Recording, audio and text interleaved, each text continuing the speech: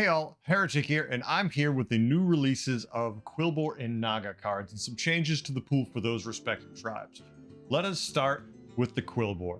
Now, I didn't see anywhere anything about any Quilboar going away. I'm sure something's going to be adjusted. We're not just adding to the pool. But if anything, we'll find out on Monday when we get the final release of information with the full patch notes. But for now, let's start with the new stuff. We have the tier 3 3/3 Mangled Bandit. At the start of your turn, discard a spell to get 3 blood gems.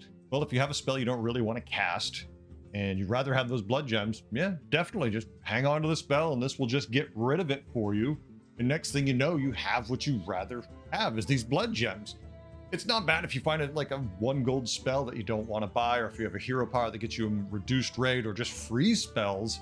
But you just really have to be careful if you have some way to generate spells and then you might eat a spell you don't want to eat because you don't get to choose. It's just discard one and get the blood gems. It could be a little frustrating RNG at times, but still, good tempo for getting 3 blood gems a turn, especially once you start buffing them. So it has some real potential. Next, we have the tier 4 5/5 Snarling Conductor. At the start of your turn, discard a spell to gain 3 gold. Same deal here. Same exact thing, except now you're getting gold instead of blood gems. If you have a cheap spell or a free spell, why not discard it to gain 3 gold? At the same time, you might rather have that spell, so make sure you use it beforehand and hope you don't generate anything too neat during combat that you might, not want to lose. It would really suck if you somehow generate like a tier 6 spell in combat, then this thing throws it away to give you 3 gold. So there's definitely going to be a time when you probably want to get rid of this. Now we're looking at the tier 4 5/3 Paint Smudger. Whenever you cast a tavern spell, play a blood gem on another friendly Quilboar. It's kind of cool. It just sits on your board. Every time you play a spell, you will get a blood gem on another friendly Quilboar. That's kind of awesome. I mean, it's just simple. It works. I don't know.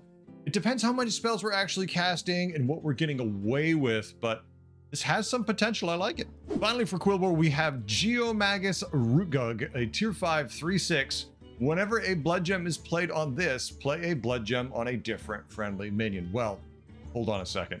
You are going to be getting every single blood gem to turn into 2 blood gems by casting it on this thing. This is going to be crazy. You can generate a lot of blood gems. You can buff those blood gems. You are going to add a lot of stats and then be able to move them around with a Necrolite like crazy.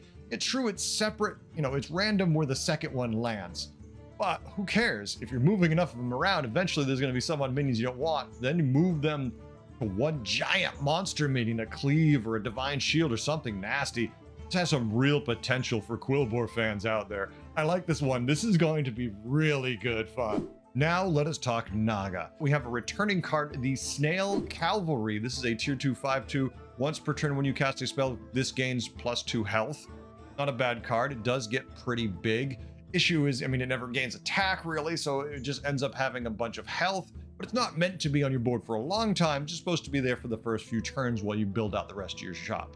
Next up, a slightly changed Naga. We have the Daggerspine Thrashers moving to tier 4 and gaining 1 attack, but otherwise working exactly the same as before. Critter Wrangler is making a return. Critter Wrangler is a tier 5 5/7 whenever you cast a spell. Next, also getting changed is the Slitherspear Lord of Gains. This now is a tier 6 from a tier 5 and bump stats to a 4/6. At the end of your turn, give your other Nagas +1/+1 for each different spell you've cast this turn. Now this is spell, so blood gems, tavern spells, spellcraft, can do quite a lot of differences. I think these changes were noted that they were changed because Nagas have more spell access now. With all these tavern spells put in, things like Slitherspear are going to be a lot more effective than they were. This thing is going to buff your shop a lot if you're casting a lot of different, just plain spellcraft. But now if you're adding spells to the mix, you're generating spells quickly, this thing can start buffing your Nagas to crazy levels. So definitely moving this to tier 6, probably the right move. And finally, we have the new tier 6 5/8 Silivaz the Vindictive. Spellcraft, discover a tavern spell. That is huge. So discovering a tavern spell could be anything from a tier 1 to a tier 6 with wildly different effects. But if it's just a spellcraft and you're just getting it every single turn, that is pretty awesome. And I'm definitely looking forward to getting these in, seeing what we can make happen with them. If you combine that with a Slitherspear, you could do a lot of nasty stuff. First of all, your Slitherspear would get buffed because you're using a new spellcraft in the form of this minion spellcraft, and then you're using the spell that you get from that spellcraft. So right off the bat, you're seeing more and more buffs. This is an interesting card, which, while not crazy, definitely can be if the spells, especially at tier 5 and 6, are nutty, are going to give you access to some real power. So that is all the changes we have at this time for Naga and Quilboar. Nothing too insane, but definitely keeping in line with what they're going with for all the spell ideas. I like the Quilboar changes. I like the Naga changes. You know, I'm waiting to see the list of everything that's going away and what's going to change completely. But otherwise, these are all leaning in the good direction, at least for me. What do you think? Tell me in the comments below. Are you excited about any of these changes? I'm looking forward to later today because we're going to get the tier 5 and 6 spells. I think we really will know what kind of craziness we're dealing once we get to those in just a couple hours. Thanks for watching. I hope you learned a few things and I hope you had a good time. I'll see you in the Battlegrounds. Later.